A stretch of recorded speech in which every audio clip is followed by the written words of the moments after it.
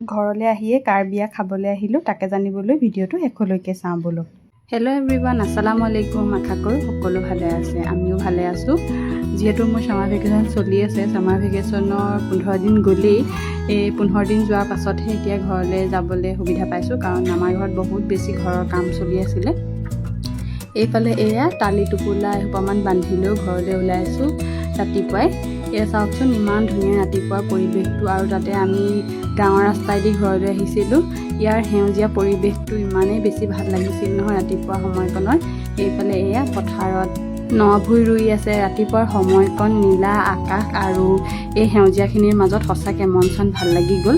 আহি ঘৰ পালোঁহি, ভিডিঅ' কৰিবলৈ নহ'লে। আমি জলপান বনাই থৈছিলে, আমি জলপান খালোঁ আৰু মানুহজন মোক থৈ গুচি গ'ল কাৰণ তেওঁ ডিউটি আছিলে। তাৰপিছত এইফালে আমি বিয়া ঘৰলৈ যাবলৈ ওলালোঁ। মানে মোৰ জেঠাইৰ নাতিয়েকৰ বিয়া, আজি তাইৰ মূৰত তেল দিয়া, মানে মোৰ ভাগিনৰ বিয়া হৈছে। এইফালে কইনাই ডাঙৰসকলক মূৰত তেল দিয়াৰ আগত তামোল দিবলৈ লৈছে। সঁচাকৈয়ে সময়কণ মানে ভাবিলেই বা দেখিলেই নিজৰ সময়খিনিৰ কথা মনত পৰি যায়। বহুত বেছি দুখ লাগে। ছোৱালী এজনীয়ে নিজৰ জন্মৰ ঘৰখন এৰি নতুন এখন ঘৰলৈ যাবলৈ লোৱাৰ প্ৰথমটো খোজ। সকলোৱে কইনাৰ পৰা তামোল লৈ তাইৰ কাৰণে দোৱা কৰিছে, যাতে তাইৰ আহিবলগীয়া দিনবোৰ ভাল হয়।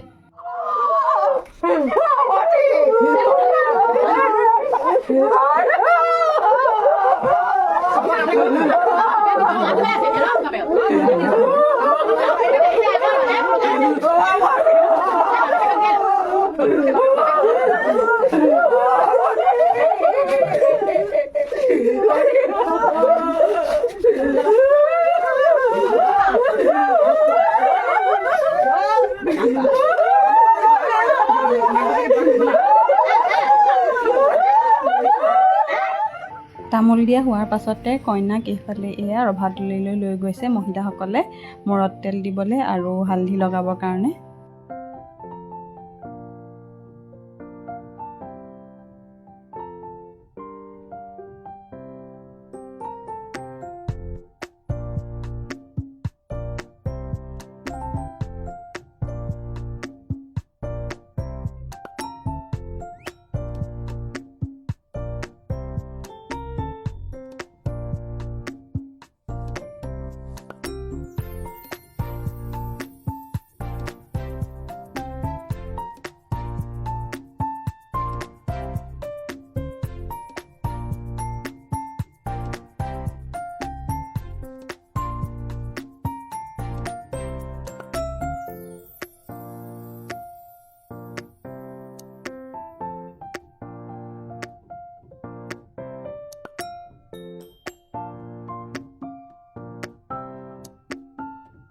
হালধি লগোৱা হোৱাৰ পাছতে ল'ৰা ছোৱালীবিলাকৰ পূৰা হালধি সনাসনি হৈ গ'ল।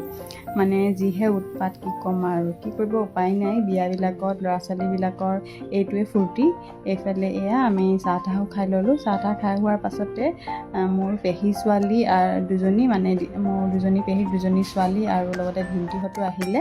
এইফালে আমি চবেই নহৰু কাটি আছোঁ। তাৰপিছত আমি চাৰিআলিলৈ যাবলৈ ওলালোঁ, কাৰণ ভিন্তিৰ চেণ্ডেল এযোৰ কিনিবলৈ আছিলে। সেইটো কাৰণে আমি গেলেকী চাৰিআলিলৈ গৈ আছোঁ।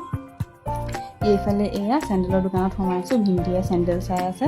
তাৰপিছত ভাবিলোঁ আমি গোটেইকেইজনীয়ে গৈ পিনি অকণমান হোটেলতে চাহ তাহ খাওঁগৈ। ভিন্তিয়ে লগ ধৰিলে, চাহ খাবা নি ব'লা বুলি। এইফালে আমি হোটেললৈ আহিলোঁ আৰু চাহ খাই ল'লোঁ।